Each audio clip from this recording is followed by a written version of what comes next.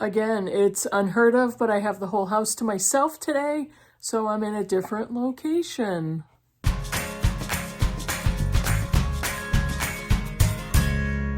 Hey BookTube, it's Kim at Middle of the Book March, and this is my Bookish week for Sunday, June 25th.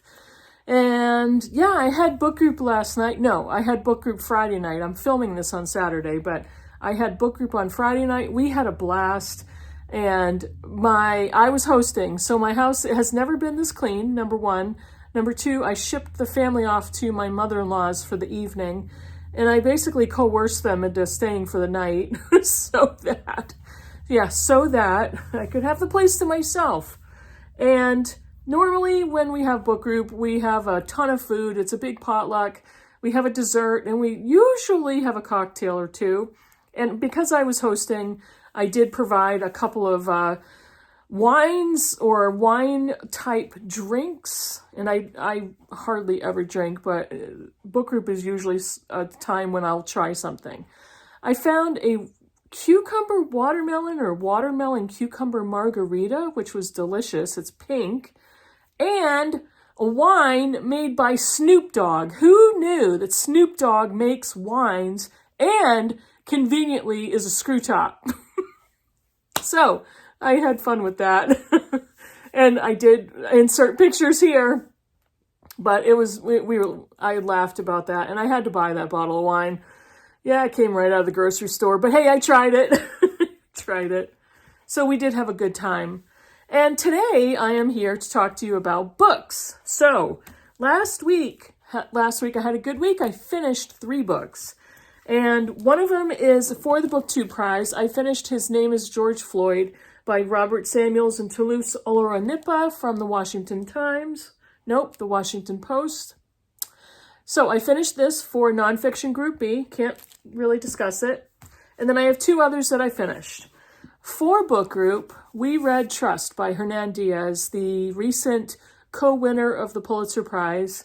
I have not read Demon Copperhead yet. And I am hearing varied reviews on the book, and some good, some bad. Some of the bad reviews are it's preachy, or it's kind of cliche to write a book about a current social ill topic without getting preachy. And then other people have absolutely loved the book and think it's spectacular. But I'm not here to talk about Demon Copperhead. What I am here to talk about is Trust, and that I didn't like it. And I don't understand why it won the Pulitzer. And I don't understand why there had to be 2 books that won the prize. So let's talk about Trust. It was written well. It was fine. There was nothing that blew me away about Diaz's writing. The book is centered around the financial New York society starting in the 20s, going into the 40s. It is a book within a book. It's divided into books, and the first part is, well, maybe I shouldn't say that. There is a book within a book format, and there are several narrators. There's unreliable narrators. The title Trust could mean a lot of different things. Could mean the trust between people. It could be a financial trust.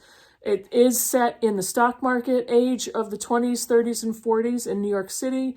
There is a lot of family secrets, family dysfunction. Without spoiling the very beginning of the book, it's difficult for me to talk about it. But I don't know. Diaz goes back and forth between the perspectives of the characters. And there is definitely a big reveal at the end, but for me it was quite predictable. And the signs were there, and I happened to guess it, and by the time I finished the book, it confirmed for me that I had guessed correctly. So it was a little disappointing. The writing style is very bland, very plain. I was expecting more description for a prize-winning book, and it really, to me, did not have that. The very beginning of the book, the first actual volume of the novel, I really liked, but then the tone changes considerably because it becomes a different narrator. There is the story of a very powerful Wall Street financier hiring a young woman to write his memoir. Is it true? Is it not? We don't know. And that's another reason the title is applicable. Can you trust what you read? Can you trust what you watch? So it was okay. And I think the majority of the book group felt similarly. There were a few of us who really did love the book, really enjoyed it, but not for me. It didn't work for me. And once I read Demon Copperhead, I hope I'm not going to get even angrier if I love that book, because I don't want to go back and talk about the Booker Prize with the co-winners when it should have been Bernardine Evaristo winning on her own for Girl, Woman, Other. But I won't go there. I won't go there. Still mad. All right, and the next book I finished is The Shipping News from Annie Proulx, and this was the book for the Blind Eye Book Club for the month of June. I said this in my last Bookish week, I believe. If I ever aspired to be an author, this is the type of book I would want to write. I absolutely loved it. I loved her writing style in this book. I thought it was genius, and it blew me away because I have never read a book with this style of writing. She picks the correct words every single time, and she doesn't waste time. It's not as if she needs to insert similes everywhere or cliches. She is picking the perfect word to add so much nuance into her descriptions. The story was so unique. It is based on a man named Coyle who is from Newfoundland but grows up in upstate New York. He grows up in an abusive, neglectful family, a lot of mental illness. He is one of two boys, and his brother is the favorite child, and it's very obvious. He is raised to believe he's just less than. He's just not worthy of anything. He has a hard time growing up and believing he's worthy of love. And at the very beginning of the book, we learn that Coyle has fallen in love with a woman named Petal, who very clearly has not fallen in love with him, but grossly takes advantage of him. They get married. He is just blindly in love with her. They end up having 2 daughters, and she has consistently cheated on him with multiple men. She has brought men home while they were still married. She has had affairs in the next room while they were still married in the same house. She ends up taking her children after, I believe, they've gotten divorced or they're separated. And she takes the 2 girls and ends up trying to sell them to stop. She doesn't want to be a mother, but she also removed them from their father. And eventually something happens to Petal, and Coyle is on his own with his daughters. He decides to move to the family compound, not really compound, but the family origins in Newfoundland, Canada. And that's pretty much where the majority of the action of the plot happens. The writing is just phenomenal. I'm going to try to open a page and randomly read some of her writing. This is chapter 6, and the very first paragraph says, "The fire was dying. Dominoed coals gave off the last heat. Bunny lay plastered against Coyle under the wing of his jacket. Sunshine squatted on the other side of the fire, piling pebbles on top of each other. Coyle heard her murmuring to them, 'Get up there, honey, you want the pancakes?' She could not stack more than 4 before they fell." And that's not even one of the best, that's not even like a best description. I'm going to see if I can find another one. There's a lot of dialogue that is both hilarious and bleak at the same time, because Coyle has a lot of baggage to get over. And he is determined to kind of exist in this community in Newfoundland with his aunt, his father's sister, who joins the family to help him take care of his girls. There's so much here to dissect. And there's so much that the way Proulx writes the story, it's it's just perfectly done. She ignores all grammar rules. There's run-on sentences. There are incomplete sentences everywhere. It somehow at times reads like a screenplay or a play, but I was just blown away by her style. I couldn't get over it. Let me see if I can find another one.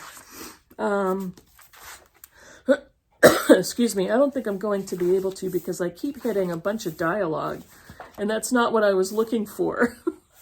All right, let me see. Here's one.